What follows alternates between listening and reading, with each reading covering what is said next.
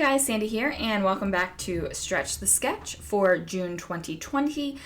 This month we are stretching a sketch from Page Maps, and not only am I taking this 12 by 12 sketch and stretching it into a 2-page layout. No, that was not good enough for me. I decided to stretch it into a 4-page layout. Now, Janet and I had talked about this, I want to say 2 to 3 months ago, and what happened was I said I was going to do it, and I didn't do it, and then I didn't do it, and I was like, you know what, Sandy? This is the month. This is the month for you to do it. So this is what I did.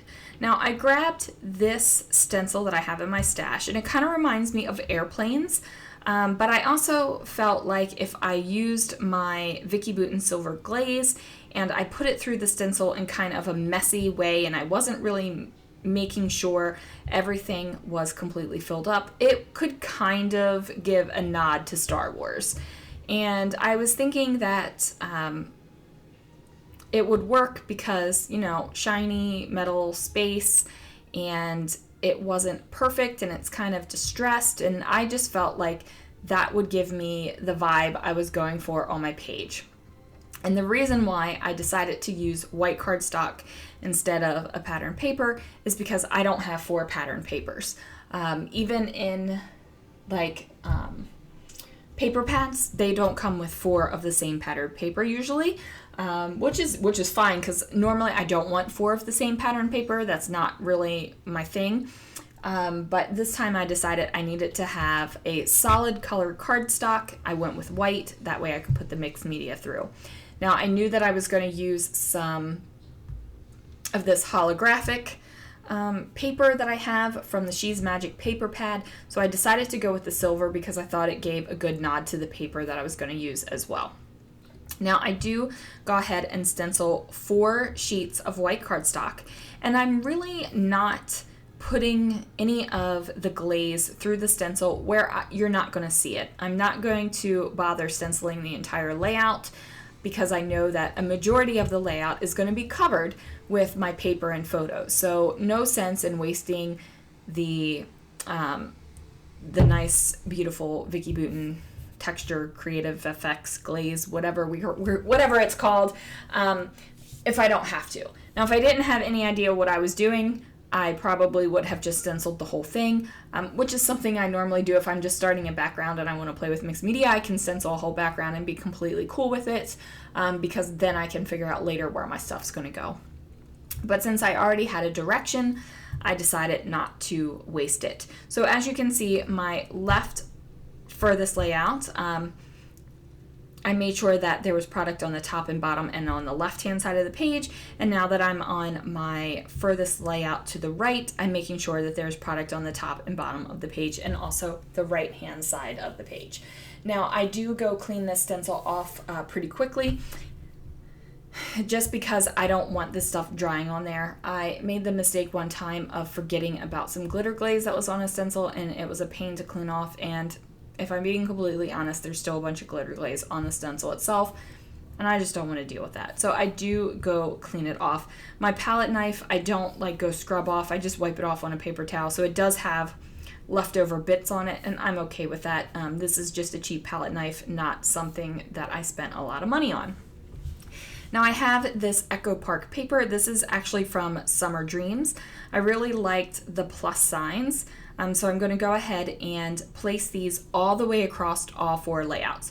So I had 2 sheets of this paper, so I knew if I cut it down into 6-inch strips, I would be able to stretch it all the way across the page. Now, I knew on the very left layout and the very right layout that I did not want my paper going all the way to the edge because, as you can see in the sketch, it doesn't really go all the way to the edge.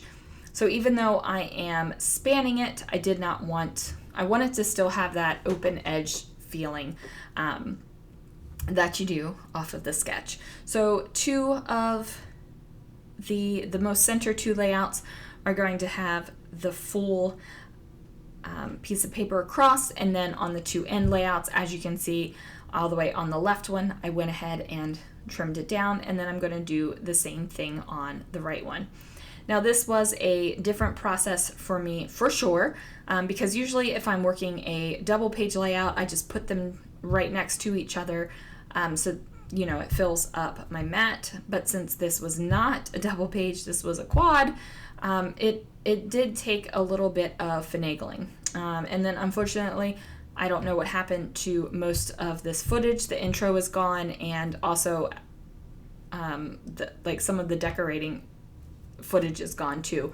So I don't know where that went, but I am going to talk you through it, so you're not going to miss out on anything. These are 8x8 sheets of paper. Originally, I thought I was going to put them underneath of the plus signs, but then I realized that I did not have enough length of paper put together to make that happen. I could have chopped it up. Now that I'm thinking about it, I could have chopped it up, but I decided not to do that. I am pulling out my photos that I had originally planned to use, and these are just photos from around the Star Wars land area in Disneyland. And then I ultimately decide not to go with those layouts. Those photos rather. I decided to go with something else. I went ahead and pulled photos from the Millennium Falcon ride, and this is like the inside of the ride and like the queue line. It's not the actual where you're in the cockpit or anything like that, or you're in the area where they play the game. Oh man, my brain is mush and I can't even think about what that's called. But these are photos from there. So I wanted to make sure that, you know, instead of making a bunch of different layouts of some random scenery photos, I felt like if I put them together in one long layout like this, you would kind of feel it. You would kind of feel the vibe and the emotional feelings. And just looking at these photos like this all in a row together evokes that emotion and that excitement the first time that we wrote it and the first time we experienced it. Everything's brand new, and you're looking at everything, and you're looking at all the details and just the amount of work that went in to it to make you feel like you were in it, like to make you feel like you were in Star Wars. And that was just amazing to me. Absolutely amazing. I did have 4 sheets of this yellow cardstock, which was also something, believe it or not, is a struggle I had, was finding 4 sheets of the exact same shade of cardstock. Because when I used to buy colored cardstock on the regular, I didn't buy it in packs. I bought it in like sheets of 1 or 2 because, you know, I wanted all the colors, but I didn't want to have a whole lot of space needed to store the colors. Anyway, that's what happened. So I did have 4 sheets of this yellow. It worked out great. I think with the plus signs, because there are yellow in the plus signs as well. And then I just span these across. And I guess I could have laid down the photos and then put strips of paper around them as well on the 2 center layouts, but I decided not to do that. It just went better this way. I do spend a lot of time putting adhesive on this layout, and that is because there are a lot of layers, and a lot of layers means more opportunity for things to fall apart. So I didn't want that to happen, especially because I had no idea how I was taking the embellishment yet. And you know, you don't want to have to figure out what pieces go where. It's just a pain. So I didn't want to do that. Now, as you can see, I eyeballed that up, so my lines aren't exactly the same.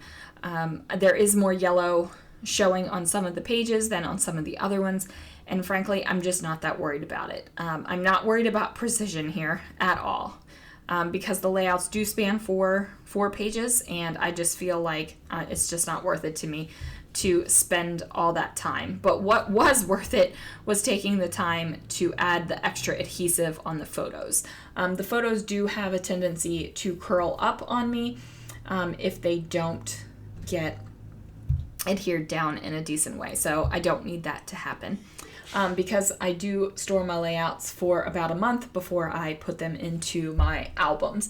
And if you're interested in seeing that process, I do have a video up for that below.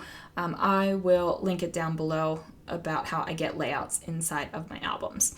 So here we go. We are putting these down, and I'm just kind of looking at it to make sure that that's the direction I want to go, and that's the way I'm feeling, and I'm liking it. So I stack them all up, treat it as one layout for a second. I'm grabbing my sketch just so I can kind of figure out where I'm going with it.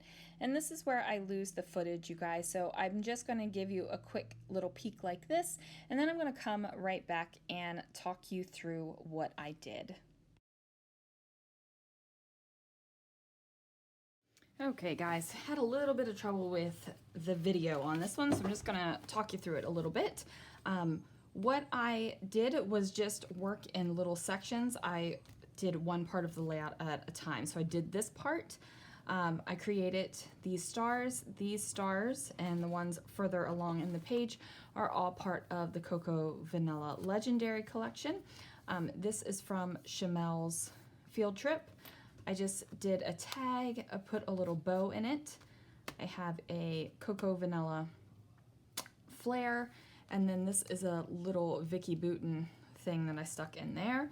And then I just layered those up. This is from Some Simple Stories. And I just put cardstock behind this star that matched the cardstock that I used here, because I didn't want you to see all the bits behind it. For the second page, this I worked on as a thing here together. I created both of these at the same time. I knew that my title was going to be Hello, My Name is Living the Dream, because this is the inside of the Millennium Falcon ride. This is like getting there. You see the Falcon as you're looking out the bay window, and this was just an amazing thing. So I used some more of those stars. I added more of these enamel dots. These are from Love from Lizzie, and I just pulled things. I went through my die cuts and just pulled things that I thought would work. So I did this as one together. This star is up on a pop dot, and I made sure to have this line of green go all the way down my page. And then we come to the end here, and I just did this Phases of the Moon because I thought that it was completely appropriate for space. This is a journaling card with a bird on it, and I just covered the bird part up because I liked the colors. I popped this star up on pop dots, and then we have more of the Love from Lizzie enamel dots. So that is the layout. It's 4 pages. So yeah, how it's going to go in the album is going to be like this. So if you're flipping through my album, there will be a layout here. You'll flip it open. This will open this way. This will be a layout here, and this will, oh, I had that backwards. This will open this way, and then you'll see all 4. So when it's closed, this will probably be I'm thinking this is going to be a 2-page spread of other photos of the Millennium Falcon, so that this whole thing that you open and see is going to be that way. So when you open it like this, you'll see the inside. And then, so layout, double page, layout. And then I just got to fuse some page protectors together or sew them together or something so that they will be able to actually flip like this. I know that they used to make page protectors that would flip open like that. I'm not sure if they still do, so I'll probably just create my own.